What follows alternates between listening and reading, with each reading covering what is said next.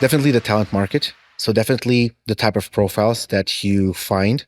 So in Web 2, typically we look for and find more often people whose motivational anchors are about stability, long-term commitment, loyalty, let's say, and the orientation towards goals, yes, on a sequential basis. In Web3, because of its more volatile nature, because of the changes of the market in the industry itself, you tend to find people and look for people who are more comfortable with this change. So typically people who are comfortable with goals not being so long term, being short term, yes, and several iterations of the same goal. So people who are comfortable with you telling them, this is what we're doing this week. Maybe next week we're going to have to shift. Yes. And not everybody is comfortable with that. So we definitely look for people comfortable with that shift. Also people who, unlike Web 2, don't depend so much from hierarchies. So people who don't feel lost if there's not a clear hierarchy and a structure that's vertical and they know how to report above and who to report to, and more comfortable with the notion of team of teams. So yes, there are different roles, but we're all kind of a circle working together towards one objective is another one.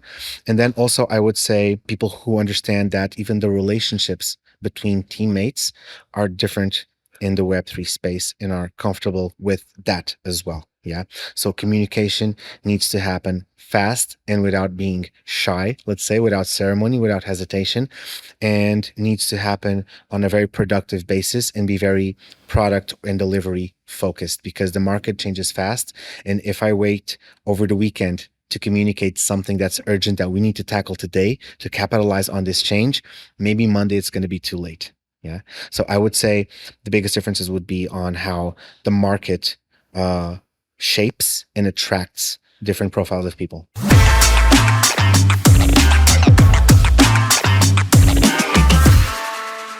I'll give you 3 answers to that. Yeah. Number 1, it should be a balance of both. Yes. On certain situations, obviously, there are executive decisions and HR 100% needs to defend, quote unquote, the business. Yes. And in certain situations, HR needs to bring to the business the needs of the teams. Yes. However, the business isn't this abstract entity that exists outside of the people.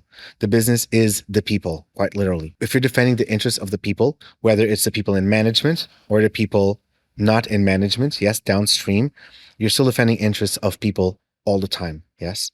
More so, it's the business's well-being that ensures that the people have an engagement with that business. Because if the business crashes or gets sick, the people will have to leave.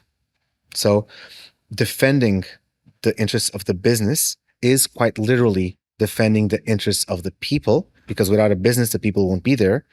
And vice versa, defending the interests of the people is defending the interests of the business, because without the people, who's there to run the business? Yeah. So I don't see it as this binary condition of people or business. I say they're one and the same. And at the end of the day, it's all people, and HR needs to find a balance between which people HR is defending that particular Tuesday.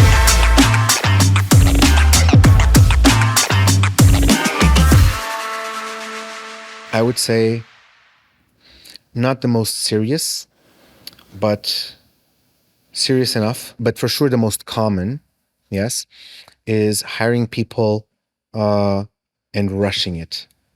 Having a sense of urgency that you want to make it so big and so fast with your startup and your project, and you find an opportunity to have some task delivered or some role that needs to be filled, and everything in Web3 is so fast, and if you do it tomorrow, the opportunity is lost.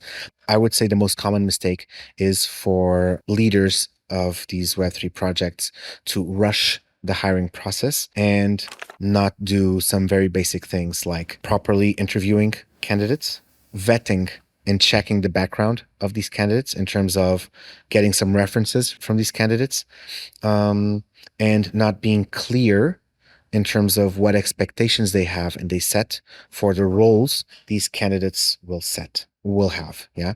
So I would say the biggest, meaning most common mistake, is definitely rushing the hiring process and not following through some very simple, very basic steps in every recruitment process that can save you a ton of trouble in the future.